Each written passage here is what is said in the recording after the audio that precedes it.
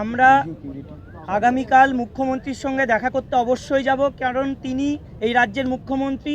আমরা রাজ্যের সরকারের কর্মচারী, এতদিন ধরে যোগ্যতা নিরিখে চাকরি পেয়ে আমরা স্যালারি পেয়ে আসছি, সম্মানের সাথে চাকরি করছিলাম। কিন্তু হঠাৎ করে হাইকোর্টের রায়ে এবং সুপ্রিম কোর্টের রায়ে শেষ পর্যন্ত আমাদেরকে কিন্তু মৃত্যুদণ্ড দেওয়া হলো।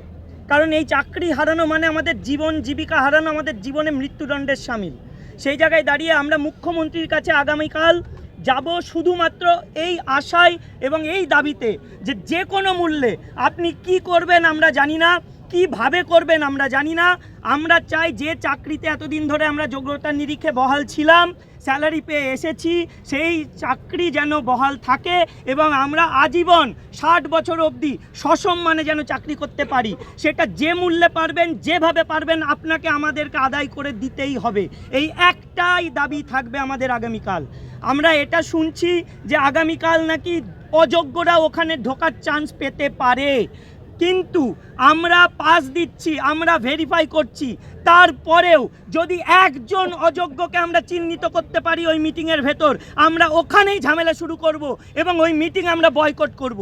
আমরা কোনোভাবেই চাই না যে এতদিন ধরে যে কাহিনীগুলো বলে আসা হয়েছে 26,000-এর চাকরি বাঁচাবো, 26,000-এর চাকরি বাঁচাবো, এই করতে গিয়ে আজকে কিন্তু আমাদের এই 19,000-এর কাছাকাছি যে সংখ্যাটা, তাদের চাকরিটা হারাতে হলো। আজকে যদি প্রথম থেকেই যারা অবৈধ, যাদের এই চিহ্নিত টেন্টেড, তাদেরকে যদি বাতিল করে দেওয়া হতো, তাহলে কিন্তু এই ধাক্কাটা আমাদের সামলাতে হতো না। তাহলে এর পেছনে যাদের দুর্নীতি দায়ী, সেই রাজ্য সরকারকেই ব্যবস্থা করতে হবে আমাদেরকে বাঁচানোর।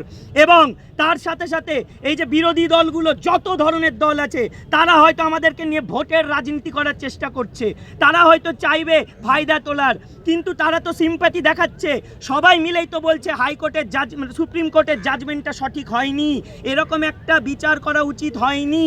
তাহলে সেই জায়গায় দাঁড়িয়ে আমাদের আর একটা দাবি থাকবে মুখ্যমন্ত্রীর কাছে, এবং এই দাবিটা আপামর সমস্ত জনগণ এবং বিরোধী দলগুলোর কাছে।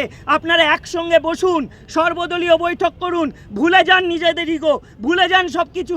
সামাজিক স্বার্থে, শিক্ষার স্বার্থে, রাজ্যকে যদি ভালোবাসেন, শিক্ষা ব্যবস্থার স্বার্থে, তাহলে ভবিষ্যৎ প্রজন্মের স্বার্থে এই টিচারগুলো এবং নন টিচিং স্টাফগুলো, যারা এতদিন ধরে পড়াশোনা করে যোগ্যতা নিরিখে চাকরি পেয়েছে, যারা পড়িয়ে আসছে সসম্মানে, তাদেরকে বাঁচান। যদি